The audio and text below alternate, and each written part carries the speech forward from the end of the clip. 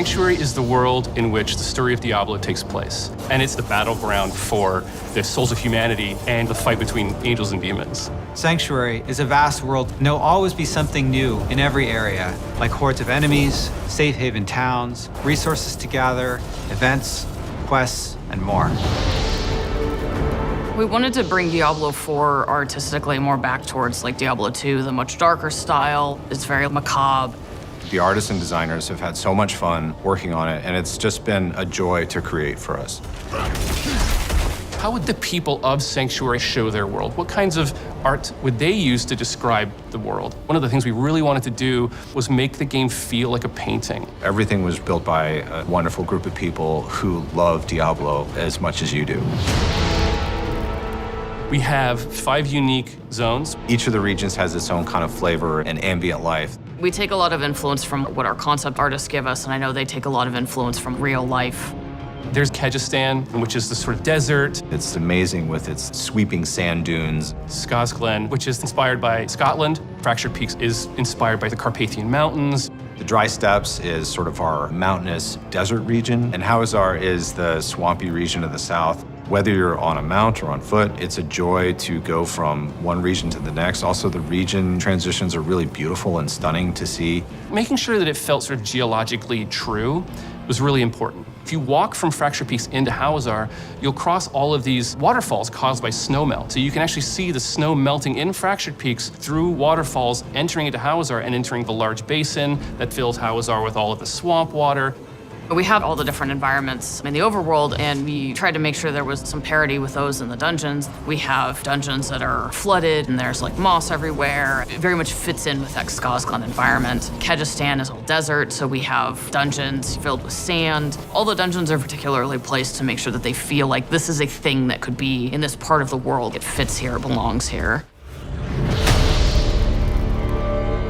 We definitely redesigned some of the monsters. For example, the Fallen family has gone through a major redesign to make them feel more grim, a little scarier, a little darker, to match the tone of Diablo IV. Monster families are a way to describe the group of monsters that create a combat experience. A lot of times there'll be brutes and swarmers, melee or casters, and that's the term that we use to sum up the vampires or the drowned or the undead.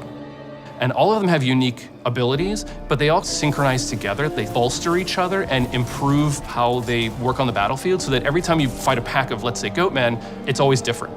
We wanted to make sure that the monster families all felt like they fit in their environments, and so our creature team did a really good job of making these different versions of them that have adapted to their environment. There's snowy goatmen and Fractured Peaks in some of the colder areas versus lightning goatmen around Dry Steppes and kind of the more arid areas. Hawazar has a lot of poison spiders. Each of the regions has its own kind of flavor, and it's pretty exciting to discover. We have some really cool new snake men, the Nangari. We've seen snake men in Diablo before, but these guys are just really twisted amalgamations of multiple snake heads, even human body parts. We have skeletons, we have undead, we have ghosts. All the things that you would expect to find from a Diablo game. Spiders have been around in Diablo forever, but the spider host was a cool new twist. It's a giant spider that attaches to a corpse and then puppets it at you. And when you kill it, it explodes with tons of baby spiders. And then those little spiders come after you. And I feel slightly guilty about traumatizing a lot of people with it. We also have wildlife, deer, snakes, bugs, dogs. You can pet the dogs, by the way. So many people ask to pet the dog. It was actually a lot of hard work to figure out how to pet that dang dog.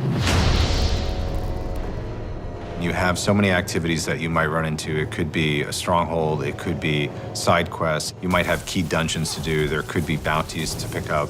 You might encounter a world boss. You might encounter an invasion event of some kind. We have much longer, sort of narrative-heavy side quests, and we have some shorter side quests, so you never feel like you're always doing the same thing. The pacing is always a little bit different. One of the things that I really loved about our announcement was the By 3 They Come cinematic. I was able to build a quest where you actually get to go to those places. You get to go to the town. You get to go inside the chapel. And I work with some incredible dungeon designers to build the dungeon from the cinematic. You're gonna get to go across the bridge that you saw to the actual room where Lilith was summoned. I don't want to spoil too much, but I'm super excited to have players see it. Sometimes it's kind of nice to just walk places, because that's a lot of the times when you see these little events. You might find a demonic altar that you need to feed your blood to summon demons to then defeat for all of their loot. You might find a ghost child who's trying to find the remains of their parents, and you have to protect them. We have strongholds, which are a sort of large area that you can enter, and it has its own story, its own setup, its own sort of art that sort of tells a very specific story about this location, and those stay unlocked permanently once you've beaten back the darkness. We did a lot of figuring out the balance between like how much space do we need for players to play through these dungeons versus how much space do we need to make them look cool. My favorite is this one called Endless Gates. It's got these teleporters, and these teleporters actually take you to other dungeons. So you'll end up in a cave, a crypt, or one of the ancients. And every time you go in, it's designed to change. And there's dozens of villages and towns that you will run into. The cities and towns are designed to be hubs. They're havens. They're places where you can find other players. They're good places to do all of your usual inventory management. Each region has its main city that you can get lots of side quests and lots of activities. We've really crafted the world to feel like there's always something just around the corner to find. In Diablo IV, you actually get to walk Sanctuary. It's a massive place that you can seamlessly explore with no loading in between zones, which is something brand new. It's a very immersive experience.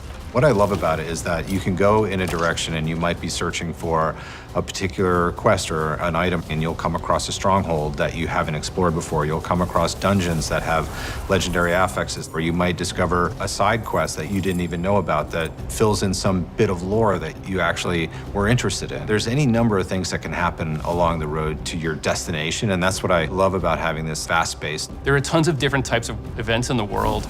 It's been created to feel full of things to encounter, full of secrets to discover, full of characters to interact with, full of stories to find.